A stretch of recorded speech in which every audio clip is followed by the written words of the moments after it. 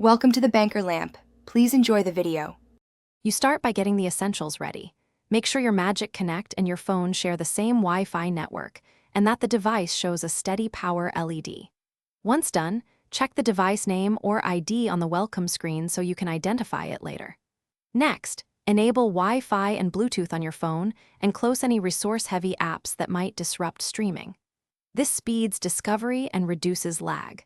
When your phone lists nearby devices, you're ready for the next connection step.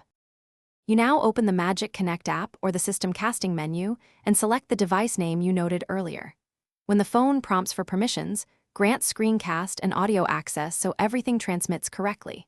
Once paired, choose whether you want full-screen mirroring or app-specific casting. If a resolution setting appears, pick one that matches your TV for best quality. Make sure to toggle Keep Screen On if available. Stay patient during initial handshake. The first connection can take a few seconds. You finish by verifying audio and video sync. Play a short clip and watch for lag, then adjust volume on both devices. If you need lower latency, switch to a 5 GHz Wi-Fi band and move the Magiconnect or phone closer to the router. If the screen freezes, try this troubleshooting tip.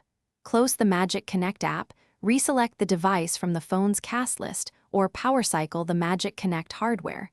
Reconnect after 10 seconds. If problems persist, check for firmware updates in the app and retry. Thanks for watching. If this was helpful, leave a like and consider subscribing. See you next time.